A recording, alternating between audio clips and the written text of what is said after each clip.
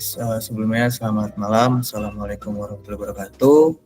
Perkenalkan kami dari kelompok 3 dari mata kuliah literasi manusia. Jadi pada kesempatan kali ini kita bakal melaksanakan tugas pengganti UTS, yaitu mewawancarai narasumber dengan tema integrasi layanan end-to-end dalam industri kreatif sebagai strategi diferensiasi Flick Group.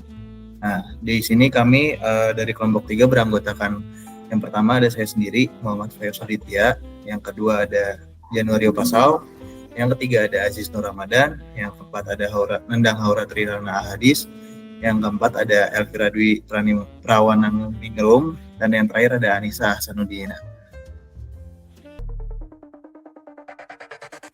Introducing Flick Group Indonesia, expanded through 3 subsidiary brands.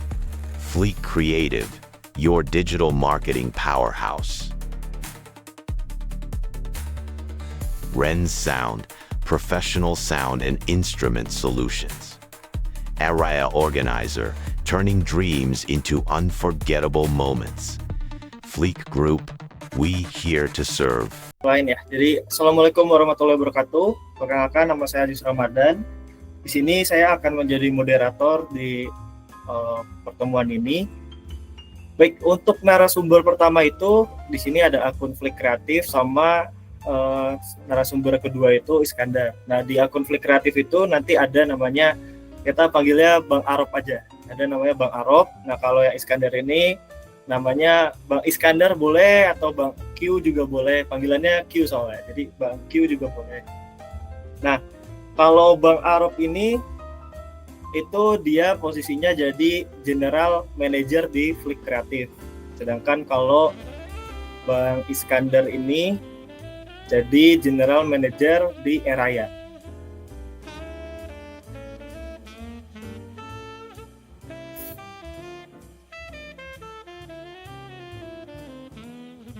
Halo Bang Arop, apakah sudah siap Bang Arop? Cek. Suara aku kedengeran jelas nggak? Kedengeran, aman kok. Soalnya agak terkendala jaringan, jadi kayaknya kalau patah-patah ngomong ya. Selamat malam semuanya. Perkenalkan, namaku Duta Arif, biasa dipanggil Arop. Nah, di sini aku sebagai General Manager di Flick Kreatif, dan mungkin intro dulu. Flick Kreatif itu adalah sebuah agensi yang bisa kalian tahu bahwasanya agensi digital marketing itu ya ngurusin sosmednya orang lah, atau sosmednya bisnis orang. Mungkin gitu dulu sih, Jis. Aku balik ke Aziz dulu. Oke, baik. Boleh selanjutnya dari Bang Iskandar. Gimana Bang Iskandar? Halo, selamat malam semuanya. Izin aku memperkenalkan diri ya. Sebelumnya aku Iskandar, selaku General Manager dari Araya Organizer. Kami bergerak di bidang wedding organizer dan juga event organizer dari Flick Group juga. Terima kasih. Oke, baik. Jadi mungkin langsung aja ya. Kira-kira dari teman-teman nih ada yang mau nanya duluan nggak sebelum mungkin nanti dilanjutkan gitu, dipilih pertanyaannya. Kalau ada yang mau nanya langsung raise hand aja coba dari teman-teman.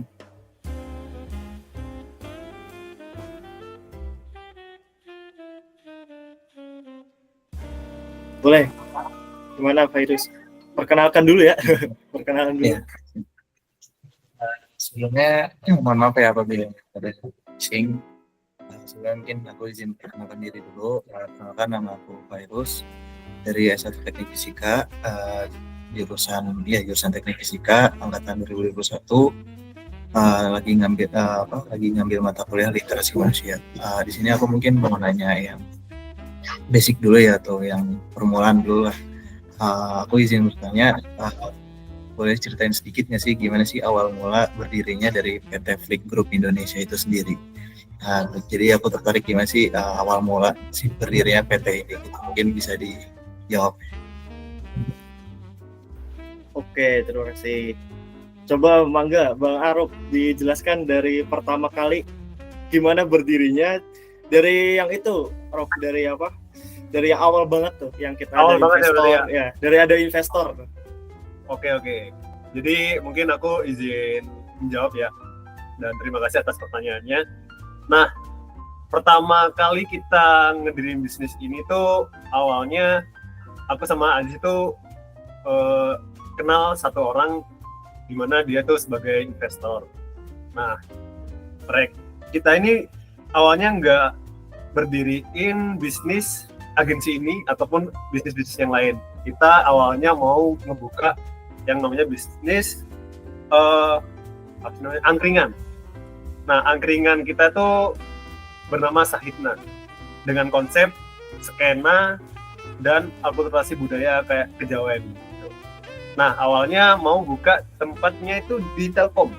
Nah, di Telkom kita udah ngelobi ke logistik pusat gitu kan. Kita tanya-tanya di situ bagaimana bagi hasilnya dan lain sebagainya. Nah, ternyata pas udah mau nih kita ngebuka di sana, pas kita ditodong kayak ya persyaratan dan lain sebagainya, ternyata kita kurang cocok lah untuk persyaratannya, bagi hasilnya dan lain sebagainya. Nah, akhirnya kita balik ke investor kita dan ada kepikiran bisnis lain. Nah, bisnis lainnya itu kita pecah dua. Yang pertama agensi ini, nah yang nantinya sebagai fondasi Siflik, dan satunya itu kita mau ngebuka brand clothing, yang dimana brand clothing ini terbagi menjadi dua, yaitu kayak thrifting gitu, jadi second baju-baju bekas atau kayak fashion bekas lah. Nah, nantinya di situ kita si agensinya untuk mempromosiin si brand clothingan kita atau thriftingan kita. Nah, mulai dari situ kita coba beberapa bulan kalau nggak salah ya. Nah, setelah itu kok ternyata ada ketidaksesuaian dari aku, Aziz, dan investor gitu lah. Ketidaksesuaian ini terkait job desk dan tugas masing-masing lah istilahnya. Nah, akhirnya kita mutusin buat nge-cut si investor karena menurut kita kayak ini orang investor, cuman nggak nge-invest gitu lah. Jadi ngomongnya investor tapi nggak kalau nge-invest dan banyak nuntut, yang akhirnya membuat kita kayak kok gini kerjanya gitu. Dan akhirnya kita buka bisnis yang bisa zero modal, yaitu agensi. Agensi ini kita mulai benar-benar zero modal dari nol, dan alhamdulillahnya kita berani ngebuat PT.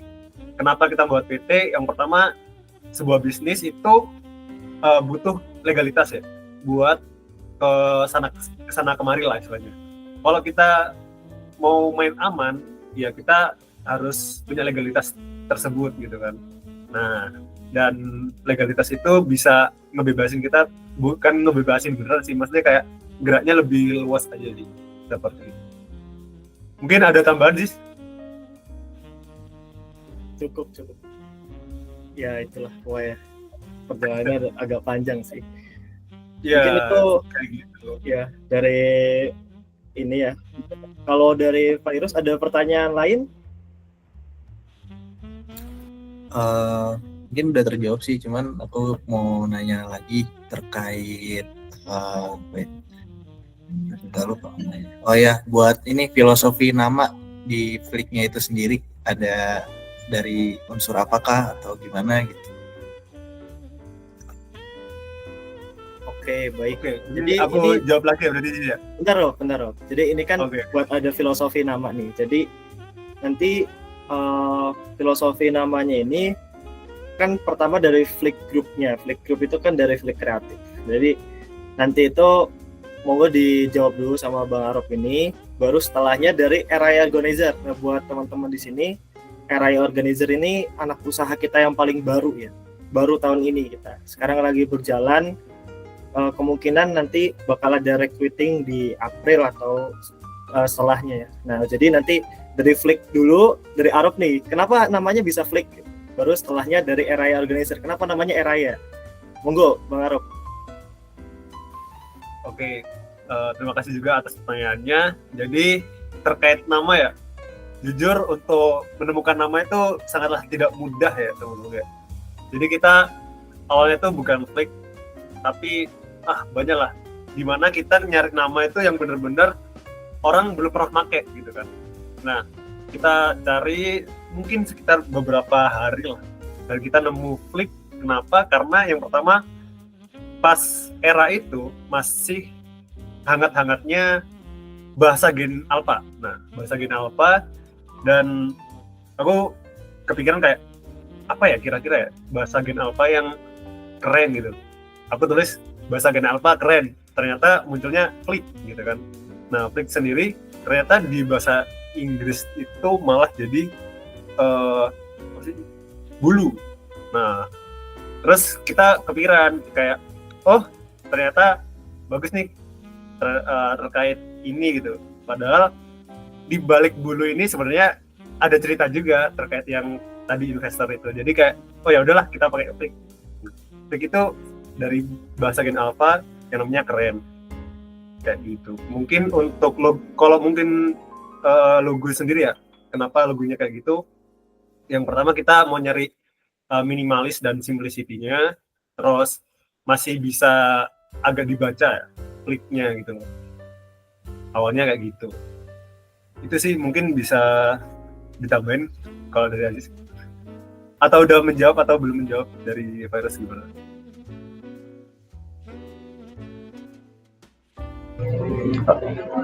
Udah menjawab sih Bang. Aman. Oke, coba dari Araya. Kenapa namanya Araya Organizer?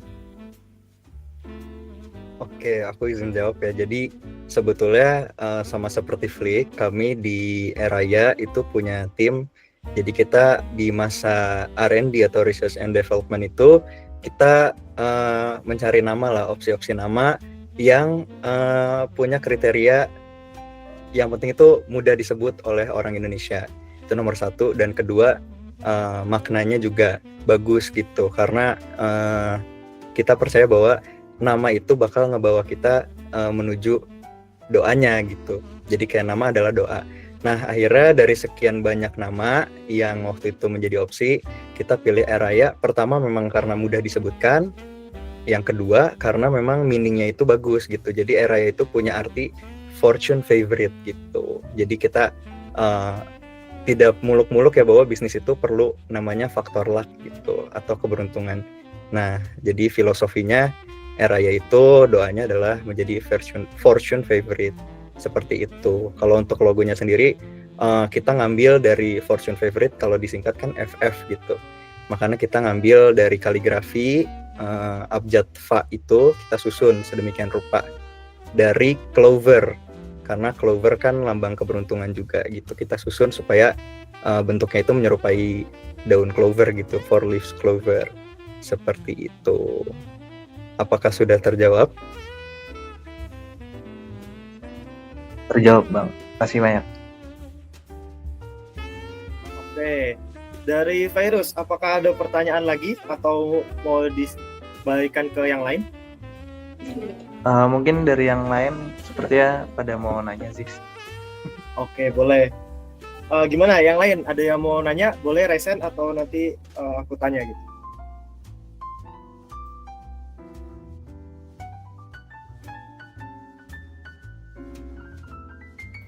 Boleh, dari Anissa silahkan bertanya. Jangan lupa perkenalan. Oke, sebelumnya perkenalin nama saya Nisa. Jadi saya mau nanya nih Bang, jadi kan kayak mendirikan perusahaan dari awal itu kan nggak mudah ya.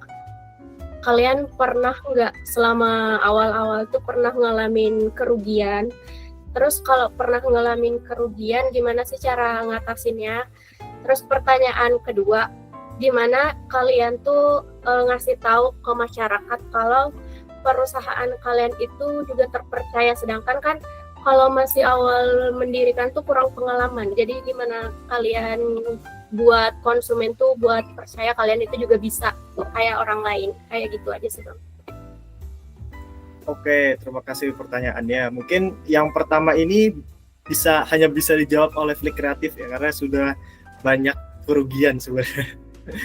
Nah, yang kedua ini bisa dijawab sama dua-duanya.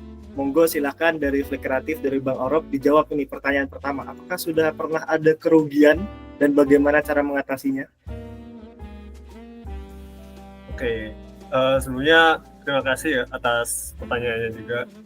Untuk kerugian, sebenarnya kerugian ini bisa dibagi dua ya, material dan non material. Nah, kalau menurut aku pribadi, karena kita benar-benar start from zero, kecuali bangun PT-nya itu yang lumayan mahal ya. Nah, untuk material sendiri sebenarnya karena kita masih belum yang sustain dan memang karena bisnis baru ya. Nah, itu pasti banyak hal-hal yang merugikan. Tapi itu membuat kita belajar akan hal-hal tersebut gitu kan. Jadi menurutku kerugiannya itu masih sepadan dengan apa yang kita dapatkan ilmunya gitu. Nah, bagaimana kita menanggulangi kerugian tersebut? Ya kita belajar dari hal-hal apa yang membuat kita rugi. Misal kita ketipu gitu ya, ketipu sama klien. Kita udah kesana nungguin klien, kita udah belain ongkos kesana, terus udah belain misal karena lokasinya jauh gitu kan, butuh makan, minum, transport gitu kan. Tapi kita belajar gitu kan, bahwasanya orang seperti apa sih yang calon-calon penipu misal gitu, atau kita harus ngelakuin research apa dulu gitu kan untuk ngebatasi kita dengan penipu-penipu tersebut, dan langkah apa misal nantinya mau terjadi hal tersebut. Nah, itu kita biasanya ya belajar dari pengalaman gitu kan. Nah, selanjutnya gimana kita mengembangkan rasa percaya kepada konsumen. Yang pertama mungkin by pengalaman itu lebih ke gimana kita nge-treat atau memperlakukan seseorang dari pribadi sendiri ya. Misal aku mendiriin bisnis, tapi personalku itu sekitar seperti apa. Nah, jadi misal nih untuk bisnis baru biasanya yang dilihat itu personality dari pemilik bisnisnya seperti apa. Nah, kalau aku sendiri insya Allah bagus lah ke orang-orang, meskipun mungkin aku ada salah ke orang, tapi sebisa mungkin aku baik ke orang gitu kan. Nah, hal itu yang ngebuat bisnisku itu ya mungkin bisa dipercaya orang lain. Dan selain itu kita ngejual agensi ini berdasarkan kemampuan yang kita punya. Jadi kita ngomong ke orang nih, misal kita bisa bikin konten gini, terus nanti bakal kontennya kayak gini. Nah, misal kayak ditanya targetnya gimana, ya kita menyesuaikan dengan kemampuan yang kita punya gitu. Misalkan kita bisanya segini, ya kita ngomong seadanya gitu. Jadi kita nggak yang berekspektasi terlalu tinggi sehingga kita nggak bisa ngejar ekspektasi tersebut hingga orang kayak wah nih orang cuman modal omongan doang gitu. Seperti itu. Kalau dari Flik Kreatif, semoga bisa menjawab. Boleh, sekarang monggo dari Bang Iskandar, gimana nih rencananya? Rencana untuk Araya Organizer ke depannya, bagaimana cara menumbuhkan rasa percaya di awal-awal?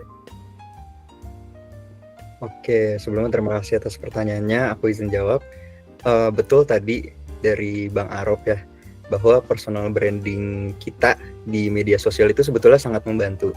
Kalau untuk Araya ini karena background-nya adalah wedding organizer atau event organizer, orang akan melihat portofolio kita di media sosial yang paling mudah ditemui, karena di media sosial itu bisa kita tumbuhkan rasa percaya dari pertama, kalau misalnya kita pernah ikut kegiatan nih, kayak ikut proker dari UKM atau dari Hima atau dari BEM, itu kita bisa untuk upload dan segala macam gitu. Nah, karena aku pribadi sebetulnya backgroundnya musik, jadi aku tidak asing dengan dunia event gitu. Nah, dari situ mungkin calon-calon klien itu kalau misalnya nanti akan riset, bisa melihat dari pertama sosial media seperti itu. Yang kedua, approach kami terhadap klien itu rencananya memang secara langsung gitu. Jadi diskusi. Klien kami kan yang paling dekat adalah calon pengantin. Jadi nanti calon pengantin yang sekiranya tertarik untuk memakai layanan dari Eraya, kita bisa jadwalkan untuk bertemu secara langsung gitu. Nah, kita menawarkan nih, kita servisnya ada apa aja, lalu juga kita bekerja sama vendor apa aja, karena dari wedding itu banyak sekali yang diajak bekerja sama, khususnya vendor-vendor yang terkait dengan wedding. Yang pertama mungkin catering, lalu juga ada vendor sound system, ada vendor dekorasi, florist, bakery, dan segala macam. Nah, dari vendor-vendor yang kita kerja sama itu, mereka bisa check and recheck nih. Jadi calon klien itu bisa ngecek dulu gitu. Karena kan nanti kita ada katalog yang kita tawarkan. Mereka bisa cek, oh vendor ini catering dari sini. Nanti bisa dilihat dari sosial media cateringnya juga. Ataupun vendor sound systemnya pakai vendor sound system ini, mereka bisa cek juga. Dan yang lain-lain pun seperti itu gitu. Jadi memang approach kita itu lebih intim ya terhadap calon klien, mereka kebutuhannya seperti apa. Kita juga punya kerja sama vendor, mereka juga bisa menyesuaikan. Misalnya ternyata vendor yang A itu lebih appealing daripada vendor yang B, oke kita pakai vendor yang A. Tapi ternyata budgetnya misalnya lebih cocok dari vendor B, oke boleh dicek dulu nih, misalnya di vendor B mau ngambilnya paket yang mana. Lalu juga mereka juga bisa cek, misalnya kalau vendor catering mereka layanannya seperti apa, atau kalau misalnya vendor sound system yang bisa ditawarkan dari vendornya seperti apa gitu. Jadi memang approach kita itu lebih inklusif dan lebih intimate gitu untuk calon klien. Nah itu pada akhirnya akan menimbulkan dan menumbuhkan juga rasa percaya bahwa oh dari Eraya itu bisa menghandle sesuai sama yang klien mau, menyesuaikan juga dengan budget klien. Kita juga harus mengerti di kedua belah pihak. Seperti itu. Apakah sudah terjawab pertanyaannya? Baik, terima kasih Bang Arop dan Bang Iskandar. Gimana dari Anissa, apakah sudah terjawab? Sudah Bang, terima kasih. Baik, selanjutnya apakah dari teman-teman ada yang ingin mengajukan diri untuk bertanya lagi? Boleh, silahkan dari Nendang Haura, perkenalkan diri lalu ditanyakan ya. Perkenalkan, nama saya Nendang Haura. Saya mau tanya dari abang-abang, ada keluh kesah nggak selama menjalani usahanya? Itu aja. Terima kasih. Baik, terima kasih. Berarti ini silahkan untuk Bang Arop dari Flik Kreatif, nih ada keluh kesah nggak nih selama termasuk dari karyawan juga ya, kan sudah berjalan nih. Nah, buat Eraya juga keluh kesahnya dalam proses persiapan ini di tahun ini sebelum nanti official launching. Gimana? Dari Bang Arop dulu, dari Flik Kreatif. Monggo dipersilakan. Oke, siap. Jadi untuk pertanyaannya terima kasih ya. Nah, untuk keluh kesah pastinya ada ya. Mulai dari karyawan, maksudnya anak-anak yang kerja di Flik Kreatif, atau dari klien, atau dan lain sebagainya lah, pasti ada. Cuman yang pertama di mentality seorang pembisnis itu jangan terlalu banyak ngeluh, tapi lihat bagaimana cara menyelesaikan masalahnya gitu. Misal kita udah punya staff nih, ternyata staffnya nggak sesuai apa yang kita harapkan, entah ngilang-ngilangan ataupun anaknya kurang punya grit atau kesungguhan yang niat yang benar-benar niat gitu kan. Nah kita sebagai atasan mereka atau ya bisa dibilang bosnya, sebagai pemimpin lah ya, sebagai pemimpin kita ya juga harus bisa nge-treat atau mendidik mereka supaya bisa sesuai yang kita harapkan gitu kan. Nah cuman ya itu bertahap, nggak yang bisa langsung gitu kan. Nah selanjutnya mungkin kalau keluhan dari klien itu pernah, karena awal-awal aku masih belum banyak belajar dan belum banyak pengalaman apa yang diinginkan klien sama apa yang menurut kita mungkin masih egonya masih tinggi ya, yang menurut kita benar itu masih cekcok lah, ada ketidaksesuaian. Jadi mungkin kayak harusnya yang bener tuh gini biar bagus gitu, tapi maunya klien gini. Nah sebenarnya itu balik lagi, kita di situ cuman memfasilitasi, cuman hasil yang menentukan itu tetap di klien. Jadi kita mengedukasi aja, tapi kliennya maunya apa ya turutin. Nanti seiring berjalannya waktu bakal bisa belajar. Dari aku belajar bagaimana nyelesain produk mereka, ataupun mereka belajar bagaimana mengembangkan produk mereka dengan si Flick Kreatif ini. Mungkin untuk keluh kesahnya kayak gitu sih kalau aku ya. Semoga bisa menjawab. Baik, terima kasih Bang Arop. Sekarang dipersilahkan untuk Bang Iskandar, bagaimana nih dari Eraya keluh kesah selama proses pembentukan ini sampai nanti launching ini, apakah ada keluh kesah? Oke, terima kasih atas pertanyaannya. Aku izin jawab ya. Jadi kalau keluh kesah dalam proses menuju launching ini, sebetulnya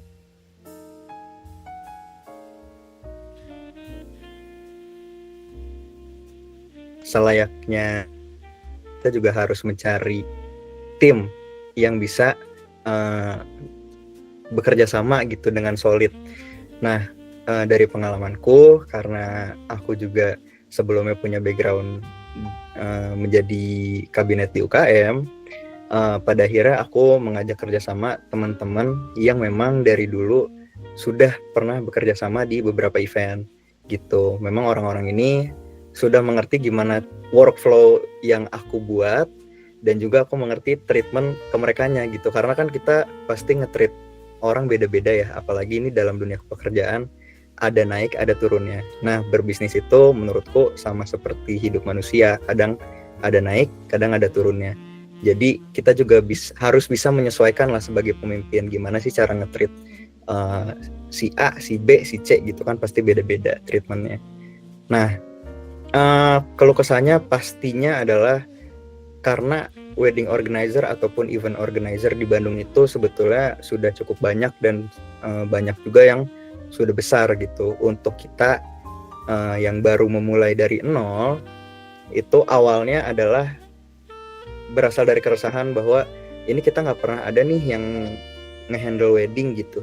Kira-kira gimana caranya kita untuk tahu flow wedding itu berjalan gitu. Akhirnya kita dari tim itu mencari, lalu juga membuat keputusan untuk meng-hire salah satu kenalan kita yang memang sudah bekerja di wedding organizer kurang lebih selama 2 tahun gitu. Jadi aku pun sebagai orang yang bertanggung jawab di atas masih belajar sama staff sendiri gitu.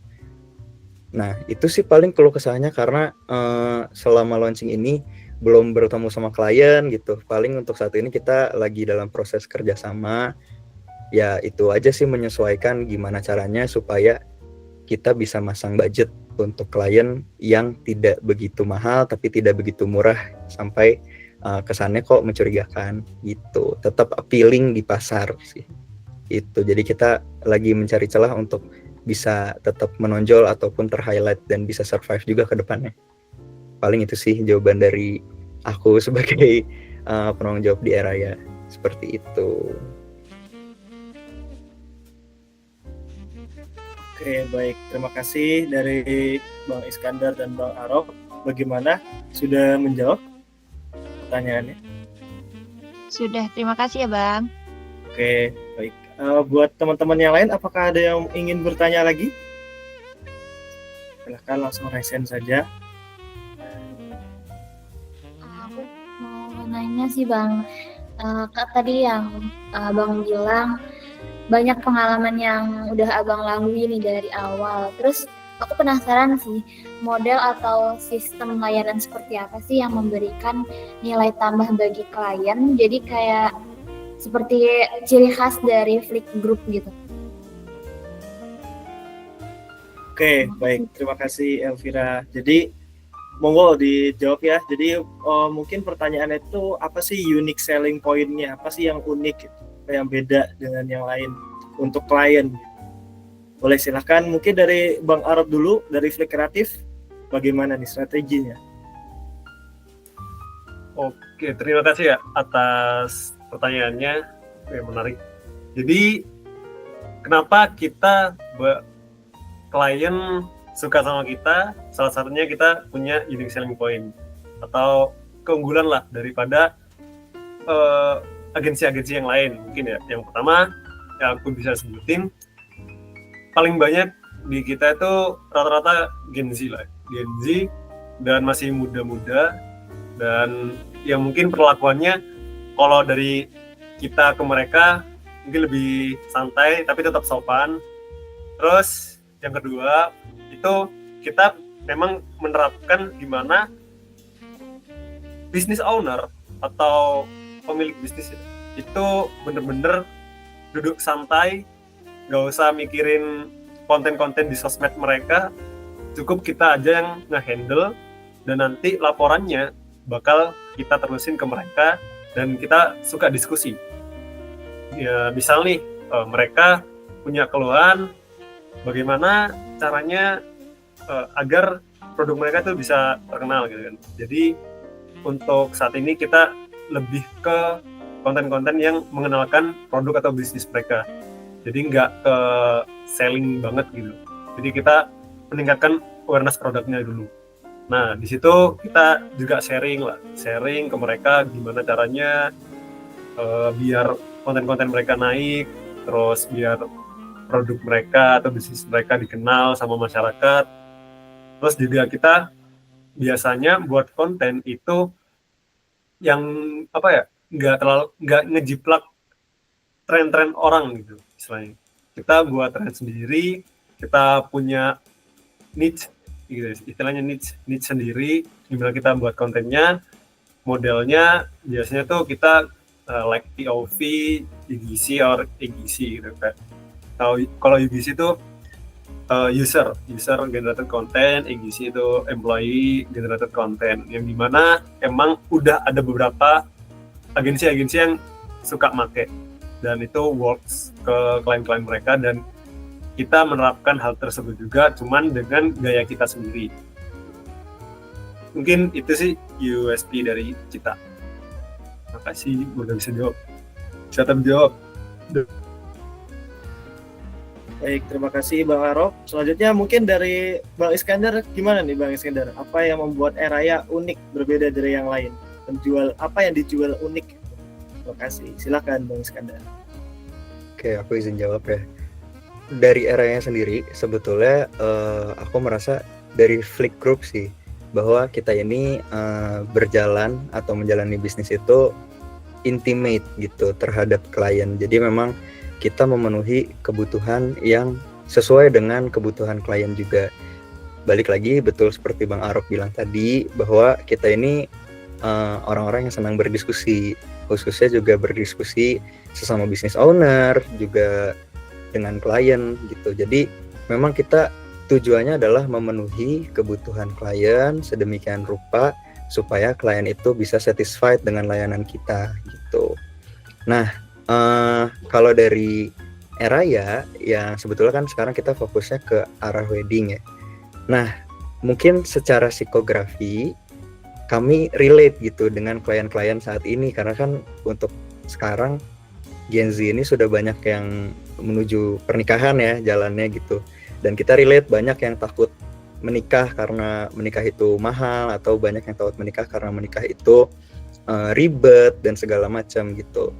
Dari Eraya kami menawarkan bahwa pernikahan itu bisa simple, jadi klien itu tidak perlu banyak mikir, tidak perlu mencari-cari ini dan itu sendiri gitu. Karena dari kami, dari Eraya itu menawarkan punya pelayanan all in. Jadi memang semua vendor yang diperlukan kami cari gitu. Jadi nanti klien tinggal terima, dari Eraya misalnya kita udah ada nih vendor untuk souvenirnya ABC gitu. Nanti kira-kira dari klien pengennya pakai yang mana. Terus juga misalnya klien punya permintaan apa, oke nanti kita bantu ya untuk dicari gitu. Nanti ketika sudah ada, kita diskusi lagi nih dengan klien, mungkin kalau kita pakainya seperti ini gimana ya gitu. Karena kan kita pasti ada pembahasan mengenai budget, mengenai waktu, mengenai tamu dan segala macam. Untuk memenuhi itu semua, ya kita pasti banyak berdiskusi juga dengan klien supaya klien ini puas gitu dengan layanan kita. Jadi memang dari Flick Group mungkin intimate ya kata kuncinya dengan klien itu. Mungkin seperti itu jawabannya. Terima kasih. Baik, terima kasih Bang Iskandar dan Bang Arop. Bagaimana dari Elvira, apakah menjawab? Terjawab banget. Terima kasih ya Bang. Oke, dari Elvira ada tambahan lagi pertanyaan atau boleh ke yang lain? Gimana nih? Kalau aku mau nanya ini sih sebenarnya. Ada nggak mau nambah bisnis lagi atau apa ya namanya untuk memenuhi yang tadi dibilang kebutuhan klien gitu? Kepikiran nggak sih bisnis apa yang belum ada nih tapi Flick Group mau kembangin di bagian itu? Kalau ini sepertinya harus saya yang jawab ya. Mungkin ini mewakili dari apa? Dari Mas Arop, Bang Arop dan Bang Iskandar ini. Ini kan di Flick Group itu udah ada 3 anak usaha ya. Jadi yang pertama itu Flick Kreatif, itu digital marketing. Terus yang kedua itu ada Area Organizer, Wedding Organizer, dan Event Organizer. Sama satu lagi itu ada Rent Sound. Itu jadi vendor sound system dan instrumen. Sebenarnya ini pengen dibikin jadi suatu apa ya bahasanya tuh, kalau Apple itu kan ada Apple Watch, ada Mac, ada segala macam. Nah itu kita pengen bikin suatu yang kayak gitu.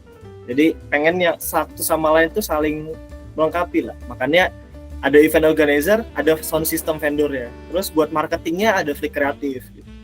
Nah kalau ada yang ditambah lagi mungkin kemarin sih waktu ngobrol-ngobrol sama Bang Arop ini, kita mau ada F&B ya Rob ya. Kayak kita mau ada food and beverage soalnya perputaran duitnya sangat kencang sekali. Nah itu F&B ini juga nanti bisa jadi cateringnya buat wedding organizer gitu. Jadi kita sebisa mungkin uang yang masuk ke kita itu muter-muter dikit aja, nggak keluar lagi gitu. Kalau bisa sih kayak gitu ya. Oke baik, itu sih mungkin dari Elvira. Gimana, sudah menjawab? Ya betul ya, punya ekosistem sendiri. Oke baik, ini ada pertanyaan titipan dari Anissa nih, khususnya buat Bang Iskandar. Gimana, Nisa, apakah mau bertanya sendiri atau dibacakan nih? Dibacain aja saja. Baik. Mohon maaf ya Bang Iskandar, mungkin agak malu ini. Anissa. Ini ada pertanyaan Bang Iskandar. Kalau nggak ada basic di wedding organizer, ini kan kita anak-anak teknik fisika ya, jadi basic kita emang di teknik. Kalau nggak ada basic di wedding organizer atau event organizer, tapi pengen punya usaha wedding organizer, harus belajar mulainya dari mana dan harus belajar dari siapa? Monggo dijawab Bang Iskandar. Oke, terima kasih ya Kak Anissa atas pertanyaannya. Ini bagus nih pertanyaannya. Jadi sebetulnya aku pun punya keresahan itu sih dari awal Eraya ini sebelum terbentuk ya. Karena kan waktu itu sempat ada obrolan gimana kalau misalnya kita bikin wedding dan event organizer. Tapi kan aku pribadi belum ada pengalaman di wedding gitu. Tapi aku punya nih beberapa kenalan teman-teman yang memang nge-freelance juga di wedding atau memang kerja tetap di wedding dan segala macam gitu. Jadi langkah pertama yang aku lakukan adalah aku ngobrol dengan banyak orang yang pertama dia mengerti gimana caranya bisnis itu bekerja. Itu nomor 1. Kedua, aku cari orang yang mengerti gimana caranya kita bisa menjual bisnisnya. Jadi karena aku kebetulan orang marketing juga, aku punya teman banyak di dunia marketing, itu aku ngobrol gitu sama beberapa dari mereka bahwa apa aja sih yang harus kita kumpulin gitu untuk menjalankan sebuah bisnis. Pertama kan pasti ada flow-nya seperti apa, orang yang mengerti bisnis pasti mengerti gimana caranya flow bisnis itu supaya bisa survive, itu nomor 1. Nomor 2, gimana cara kita ngejual bisnisnya, itu aku ngobrol dengan orang marketing, gimana sih caranya kita supaya jadi on the radar lah bahasanya gitu sama orang-orang yang pengen nikah gitu. Nah itu sih. Terus yang ketiga adalah alhamdulillahnya aku punya beberapa kenalan orang yang memang sudah tidak asing di dunia wedding. Nah aku tuh belajar banyak sama mereka, bahkan salah satunya sekarang jadi staff aku gitu. Jadi nggak perlu malu untuk memulai. Kalau misalnya memang mau dan niatnya baik gitu, pasti ditemukan jalan juga sih gitu.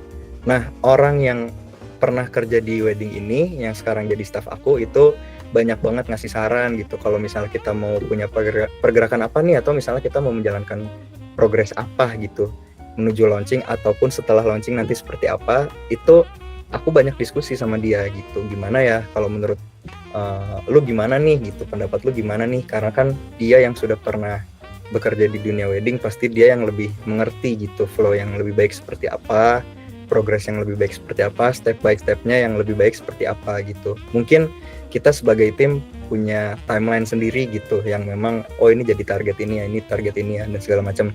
Tapi pasti beda dengan orang yang udah punya pengalaman langsung gitu di lapangan gitu. Jadi bisa dikatakan aku juga nggak punya pengalaman di dunia wedding, tapi aku berani untuk ngambil chance ini gitu. Ya fungsinya adalah punya relasi, itu nomor 1 gitu. Dan nggak cukup dari relasi doang, kita juga harus berani ngajak diskusi nih ke mereka gitu. Gimana caranya untuk memulai, gimana caranya nanti untuk berjalan, gimana caranya nanti untuk settle gitu. Nanti setelah settle, gimana caranya kita eskalasi gitu, supaya bisnisnya tetap berjalan, ada peningkatan dan segala macam gitu. Jadi menurutku sih ya, mau anak teknik ataupun anak sastra ataupun anak komunikasi seperti aku gitu, yang memang mungkin tidak ada relasi langsung atau pergesekan langsung sama dunia wedding ataupun event, kalau berani memulai ya berani juga harus punya berbekal ilmu gitu. Mungkin seperti itu sih. Apakah sudah terjawab? Terima kasih Bang Iskandar. Jadi intinya pertama relasi, kedua harus mau cari ilmu. Baik, gimana betul. dari Anissa, apakah sudah menjawab? Sudah menjawab banget. Oke, terima kasih. Selanjutnya dari teman-teman yang lain nih, apakah ada yang ingin bertanya? Silahkan boleh present. Baik, Januario silahkan bertanya. Oke, izin bertanya ya. Jadi pengen nanya bagaimana sih strategi Flag Group nih, Flag Kreatif dan RAI Organizer dalam memberikan kualitas layanan yang terbaik kepada konsumen-konsumen yang ingin menggunakan jasa dari Flag Group itu. Sama satu lagi sih, apa tantangan terbesar bagi kalian dalam menjalani ini itu? Terima kasih. Baik, terima kasih Januario. Silahkan mungkin dari Bang Arab dulu, lalu dilanjutkan oleh Bang Iskandar. Gimana nih Bang Arab? Sorry ya, tadi agak putus-putus pertanyaannya. Aku matiin kamera dulu. Bisa diulang lagi pertanyaannya? Oke, izin diulang ya. Jadi pengen nanya nih, apa strategi untuk Flag Group, terutama Flag Kreatif dan RAI Organizer, dalam menjaga kualitas layanannya untuk konsumen-konsumen yang ingin menggunakan layanan kalian? Terima kasih.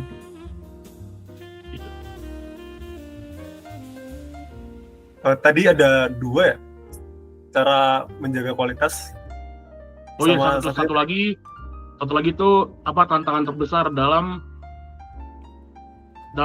ini kalian menerapkan layanan-layanan dari Flag Group ini? Itu. Terima kasih. Oke. Terima kasih atas pertanyaannya ya. Aku izin jawab duluan ya. Untuk pertama, cara atau strategi menjaga kualitas layanan yang kita berikan. Nah, yang pertama, flow kerjanya dulu ya. Flow kerjanya dari kita itu pastinya kita ketemuan dulu sama klien yang bakal atau calon klien yang nantinya bekerja sama dengan kita. Nah, kita tuh pertama ketemuan bisa via online maupun secara offline. Tapi kita mendahulukan offline terlebih dahulu. Kenapa? Karena kalau offline itu kita ngobrol dengan para business owner itu lebih enak dan tidak adanya miskomunikasi lah, istilahnya gitu. Cuman karena sekarang expand juga ke luar Bandung, di mana ya terkendala transport, kita bisa online atau Zoom gitu dan lain sebagainya lah. Nah, kita nyari nih, kenapa klien kita mau menerima kita sebagai agensinya yang nanti nge-handle sosmed mereka. Nah, kita biasanya nanya kendalanya mereka apa, terus mereka pinginnya seperti apa. Nah, kita biasanya menawarkan nih, kita bisanya kesini Kak, terus kita sharing juga bahwasanya, oh bagusnya konten yang nanti kita bikin khususnya ke kakak itu seperti apa sih, biar bisa naik lah istilahnya bisnis mereka. Nah, habis itu kita bakal ngajuin yang namanya surat kontrak, yang nantinya di situ ada kesepakatan dua belah pihak, dimana nantinya juga itu biar nggak hilang lah satu sama lain. Misal kita udah tanda tangan kontrak, aku bisa jaga komitmen omonganku di awal, kita bisa nyediain layanan ini, dan mereka juga bisa memberikan misal kayak ya uang atau komisi apa yang telah kita kreatif lakukan gitu kan. Nah, terus selanjutnya yang paling penting adalah kita komitmen dan ngejalanin layanan kita sebaik mungkin dengan cara kita take konten ke mereka, ke bisnis mereka langsung. Kita izin dulu, permisi, kita mau take konten di sini, terus kita juga harus ramah kepada pegawai ataupun business owner yang di sana. Jangan kayak seenaknya sendiri, kita juga harus tahu attitude gitu. Terus selanjutnya kita harus sering laporan, misal kita ada kendala atau kita ada saran ke mereka, kita sering komunikasi juga lewat grup chat ataupun langsung lewat pas kita take konten ke sana gitu. Dan yang terakhir pastinya kita memberikan laporan hasil kinerja kita selama kalau kita kan bulanan ya jatuhnya layanannya, jadi per bulan kita harus report ke mereka apa saja sih yang udah kita lakukan, terus apa saja sih kekurangan dan kelebihan yang udah kita lakukan juga, dan saran pengembangannya ke depan harus kayak gimana, kayak gitu. Terus yang selanjutnya tantangan terbesar sendiri adalah bagaimana caranya kita upgrade kualitas dari bulan-bulan sebelumnya. Itu menurutku tantangan terbesarnya, karena aku sendiri kan masih kuliah ya, jadi kita masih kuliah, masih semester akhir, dimana harus bagi job desk antara skripsi atau tugas akhir dengan bisnis yang udah aku lakuin. Dan juga bisnis ini nggak ngehandle 1-2 klien kan, dan banyak gitu. Nah itu sih, bagi waktunya juga itu termasuk tantangan terbesar gitu. Semoga bisa menjawab. Terima kasih. Baik, selanjutnya kalau dari Eraya gimana nih? Oke, aku izin jawab ya. Terima kasih atas pertanyaannya. Untuk pertanyaan pertama, sebetulnya yang bisa kami lakukan dari tim RS sekarang adalah melakukan langkah-langkah preventif gitu. Karena kan kita belum punya klien pertama nih. Nah, untuk klien pertama, nanti layanan yang kita berikan seperti apa kualitasnya supaya klien itu puas gitu. Nah, untuk memberikan layanan yang terbaik menurutku adalah belajar langsung dari kesalahan. Jadi sebetulnya dalam hati dan secara diam-diam aku tuh berharap harus ada hal yang bisa dievaluasi gitu. Apapun kesalahan itu, mau minor mau major gitu, itu nggak apa-apa gitu untuk pengalaman pertama dan kedua. Karena dari kesalahan itu kita pasti bisa mengevaluasi gitu. Gimana ya caranya kita supaya bisa meningkatkan kualitas layanan kita terhadap klien, supaya klien pada akhirnya bisa puas nih klien selanjutnya. Nah, ketika klien selanjutnya puas, bisa jadi kita direkomendasikan kekenalan mereka mungkin yang mau menikah gitu. Ataupun mereka yang kerja di corporate mungkin mau bikin corporate event dan segala macam, karena kita juga bisa menghandle itu gitu. Jadi memang dari kesalahan-kesalahan ataupun misalnya ada kurangnya atau kendalanya itu bisa jadi bahan evaluasi supaya kedepannya ketika kita ada klien yang baru bisa memberi layanan yang terbaik terhadap klien-klien itu gitu. Itu untuk menjawab pertanyaan yang pertama. Untuk yang kedua, kendala terbesarnya untuk saat ini adalah gimana caranya kita bisa compete sama bisnis yang serupa gitu. Itu nomor satu. Karena kita pertama mostly anak-anak kuliah pasti kendalanya adalah jadwal. Itu nomor satu. Jadi kita memang harus bisa membagi jadwal dan harus bisa mengatur skala prioritas. Yang kedua, kita juga adalah bisnis yang menjalani strategi B2B, business to business. Karena dari Araya juga bekerja sama vendor-vendor lain, otomatis juga kita harus bisa menjalin kerjasama yang sehat gitu. Jadi biar sama-sama puas, kerjasamanya juga sama-sama lancar gitu. Dan kita juga pasti minta evaluasi gitu dari bisnis yang kita ajak kerjasama. Misalkan andaikan cateringnya ternyata ada kurang gitu dari klien, terus klien komplainnya ke kita, nanti kita pasti akan forward ke vendor catering itu kayak, Kak ini tadi ada komplain dari klien, katanya menunya ada yang kurang nih seperti ini gitu kurangnya. Nanti boleh ya selanjutnya di elevate gitu untuk lebih baik lagi gitu. Pun nanti juga kita akan minta saran juga dari bisnis mereka gitu, dari vendor-vendor ini. Kira-kira apa ya yang kurang dari kerjasama kita selama ini gitu, untuk meningkatkan kualitas, itu sih. Mungkin jawabannya seperti itu ya untuk pertanyaan-pertanyaan tadi. Terima kasih. Baik, bagaimana dari Januario? Apakah sudah menjawab? Sangat bagus. Terima kasih atas jawabannya untuk Araya dan Flick Kreatif. Terima kasih. Oke, baik. Terima kasih untuk Bang Arop dari Flick Kreatif dan juga Bang Iskandar dari Area Organizer. Mungkin sekian saja untuk diskusi pada malam hari ini. Kami dari mahasiswa Teknik Fisika mengucapkan terima kasih. Wassalamualaikum warahmatullahi wabarakatuh.